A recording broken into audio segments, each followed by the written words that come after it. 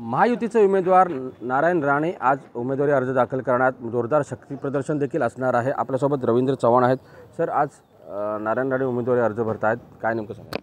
आपणा सर्वांना माहीत आहे की रत्नागिरी सिंधुदुर्ग या मतदारसंघामध्ये आज उमेदवारी अर्ज भरण्याचा शेवटचा दिवस आहे। कालच महायुतीचे उमेदवार म्हणून आदरणीय राणेसाहेबांची उमेदवारी घोषित झाली आहे। त्यामुळे महायुतीच्या सर्व कार्यकर्त्यांनी ठामपणे निश्चय केलाच होता पूर्वीपासून की महायुतीचा जो कोणी उमेदवार असेल त्या उमेदवाराचं सर्व महायुतीचे कार्यकर्ते पदाधिकारी एकत्रपणे काम करतील आणि त्याची आता पुन्हा एकदा सर्व बांधणी आणि या सगळ्या गोष्टी सुरू झाल्या। कालच उदय सामंतजी असतील, किरण सामंत असतील, शेखरजी असतील, रत्नागिरीमध्ये असणारे हे महायुतीचे सर्व प्रमुख नेते मंडळी या लोकांशी सगळ्यांशी एकत्रपणे बैठकाही झाल्या आणि या बैठकांमध्ये पूर्णच्या पूर्ण ताकदीने आज महायुतीचे सर्व कार्यकर्ते हा फॉर्म भरण्याच्या उत्स्फूर्तपणे येणार आहेत आणि प्रत्येकजण सांगत आहेत की आम्हाला फॉर्म भरायला यायचं आहे, फॉर्म भरायला यायचं आहे। त्यामुळे मला असं वाटतं की या निवडणुकीमध्ये महायुतीचा प्रत्येक कार्यकर्ता आणि पदाधिकारी ज्या नरेंद्र मोदींना पंतप्रधान करण्यासाठी जेवढा आतुर आहे ते सातत्याने जाणवत आहे आणि त्यामुळे गावागावामध्ये सर्व ठिकाणी एक चांगलं वातावरण हे तुम्हाला पाहायला मिळतं। रत्नागिरी आणि सिंधुदुर्ग या भागातून साधारण किती कार्यकर्ते या उमेदवारी अर्ज भरण्यासाठी येतील? कसं आहे की कार्यकर्ते किती येतील हे सांगणं कठीण असतं, कारण का असं प्रत्येक जणांना असं वाटत असतं की अशा उमेदवारी अर्जाच्या वेळेला आपण स्वतः उपस्थित राहणं, कारण हा ऐतिहासिक क्षण असतो। त्यामुळे कार्यकर्ते हे 100% जे प्रमुख कार्यकर्ते आहेत महायुतीचे ते गावागावातून फोन करून सांगतायत की किती वाजता फॉर्म भरणार आहे। तर आपण फॉर्म भरण्याची वेळ सांगितलेली आहे, त्यामुळे उत्स्फूर्तपणे मोठ्या संख्येने कार्यकर्ते येतील, यात काही शंका नाही। नारायण राणेंची काल तुम्ही भेट घेतलेली आहे।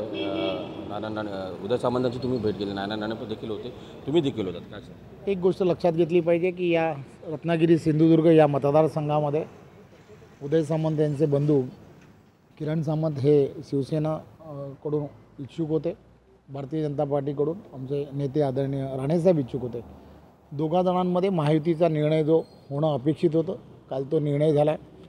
दोघं इच्छुक असल्यामुळे स्वाभाविकपणे एकाला कोणाला तरी उमेदवारी मिळणार हे सर्वांना माहीत होतं आणि ती आता राणेसाहेबांना मिळाली आहे। त्यामुळे किरण सामंत असतील, त्यांचे वडील असतील, ही सर्वजण या भागातील असणारे अनेक वर्ष सामाजिक क्षेत्रांमध्ये काम करणारे, अतिशय चांगलं काम करणारे अशी सगळी व्यक्तिमत्व आहेत। उदय सामंत गेली अनेक वर्ष या भागांमध्ये लोकप्रतिनिधी म्हणून काम करतात। त्यामुळे या सगळ्यांना एकत्र घेऊन चालणं आणि एखाद्याला उमेदवारी मिळाल्यानंतर दुसऱ्याला भेटणं हे स्वाभाविकपणे आणि आम्ही सर्वांनी महायुतीच्या प्रत्येकाने एकत्रपणे काम करणं हे अपेक्षित आहे। त्यामुळे स्वतः राणेसाहेबांनी उदय सामंतजींना फोन केला आणि त्यांना सांगितलं की आम्हाला तुमच्या घरी यायचं आहे। त्यांनी रात्रीची ज्यावेळेला वेळ दिली, सर्वच्या सर्व त्यांचं कुटुंबीय एकत्र होतं। कुटुंबियांच्या समोर सर्व पुढच्या प्रचाराची कशा पद्धतीने आखणी करावी या संदर्भातली जवळजवळ 1 तास चर्चा केली आणि पूर्ण ताकदीने महायुतीचा उमेदवार राणेसाहेब हे विक्रमी मताने जिंकून आले पाहिजेत, यासाठी सर्वांनी एकत्रपणे प्रयत्न करावा असं ठरलं। विनायक राऊतांनी असं म्हटलं आहे की नारायण राणे हे पडेल उमेदवार आहेत। नारायण राणे असल्यामुळं माझ्या मताधिक्यामध्ये वाढ होणार आहे, जवळपास 2.5 लाख मताधिक्याने माझा विजय होईल, काय? एक गोष्ट लक्षात घेतली पाहिजे, तर निवडणुकीची रणधुमाळी सुरू झालेली आहे। निवडणूक ही 7 तारखेला आपल्याला माहीत आहे।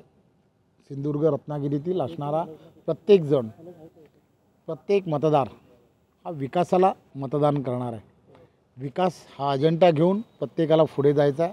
त्यामुळे इथला मतदार अतिशय सुज्ञ आहे, कोणत्याही भावनिक आव्हानांना बळी पडणार नाही आणि मला खात्री आहे नरेंद्र मोदींना पंतप्रधान करण्यासाठी इथला रत्नागिरी आणि सिंधुदुर्गातला असणारा सर्व मतदार हा पूर्णच्या पूर्ण ताकदीने महायुतीच्या पाठीशी उभे राहील आणि राणेसाहेबांना प्रचंड बहुमताने जिंकून देईल।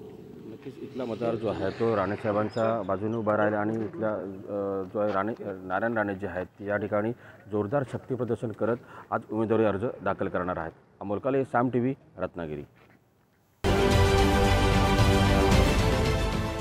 देश विदेशातील प्रत्येक घडामोडींचे लाईव्ह अपडेट मिळवण्यासाठी आता साम टीव्हीच्या सर्व सोशल मीडिया प्लॅटफॉर्मला लाईक, फॉलो आणि सबस्क्राईब करा। तसंच सर्व नोटिफिकेशनसाठी बेल आयकॉन प्रेस करायला विसरू नका।